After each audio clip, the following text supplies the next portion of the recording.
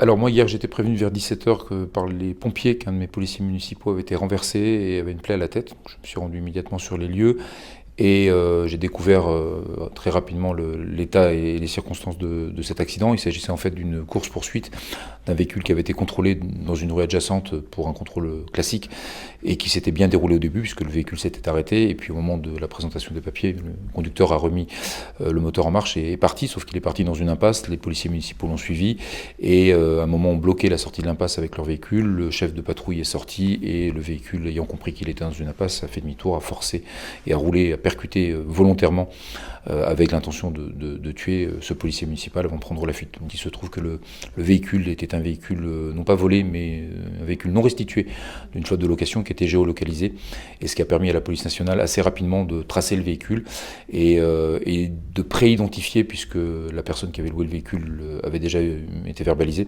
Donc on a pré-identifié la personne qui a été arrêtée à peine une heure plus tard, au moment où notre collègue rentrait à l'hôpital. Donc ça a été une forme de soulagement double, à la fois pas de pronostic vital engagé, pas de décès. Vu le choc que vous avez sans doute vu, c'est quasi miraculeux. Et puis une enquête dont on espère qu'elle va pouvoir se dérouler rapidement parce que l'auteur a été appréhendé, que les preuves sont avérées, que nous avons des témoins, des images. Il n'y a aucune ambiguïté par rapport à ce qu'on a vu et ce qu'on nous a raconté de la scène. C'est un acte délibéré avec intention de donner la mort. Un véhicule qui roule à cette vitesse-là, sans dévier de sa trajectoire sur un homme qui est debout, c'est pas accidentel, c'est volontaire, c'est délibéré, le policier est en tenue, on n'est pas de nuit, il n'y a pas d'ambiguïté sur l'intentionnalité, donc je suis plutôt rassuré que cette qualification ait été retenue. C'est important pour l'agent, pour nos collègues, pour toutes les forces de l'ordre, qu'à un moment, quand il n'y a pas d'ambiguïté, et là il y avait suffisamment de témoins et d'images pour que effectivement ce chef d'accusation soit retenu. C'est un métier à risque, mais nos agents connaissent parfaitement les règles d'engagement. Et ce sont des agents de proximité, c'est pas le GIGN, mais à un moment on est dans leur mission. Ils font du contrôle dans nos rues, du contrôle de véhicules. Quand le véhicule part en fuite, ils sont formés pour prendre en chasse les véhicules dans la commune, ce qui était le cas. Ils connaissent les protocoles d'engagement, nos policiers étaient armés, le policier, vous l'avez vu sur les images, a son pistolet à la main, mais il n'est pas en train de tirer. Il y a des règles d'engagement pour ouvrir le feu.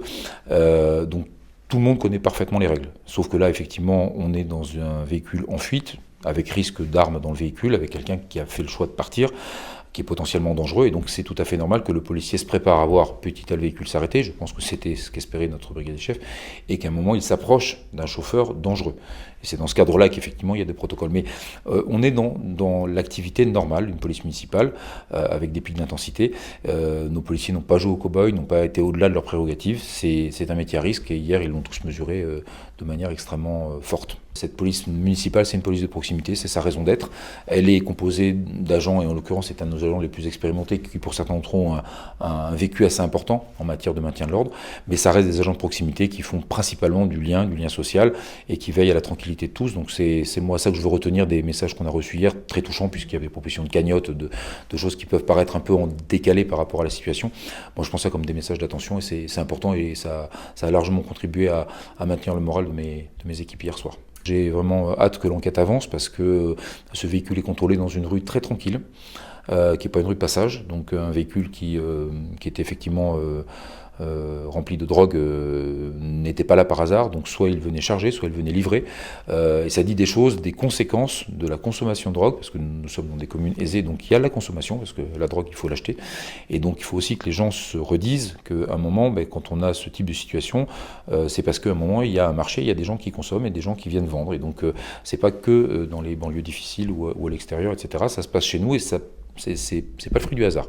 Et donc moi je veux aussi que chacun comprenne que ce qui s'est passé hier, c'est vraiment très fortement en lien avec le trafic de drogue. Ce type de comportement, ce type d'attitudes sont souvent le fait d'acteurs du marché de la drogue, qui sont un peu sans foi ni loi, même beaucoup, mais s'il n'y avait pas de consommation de drogue sur la ville, sans doute que ce véhicule ne serait pas venu livrer hier.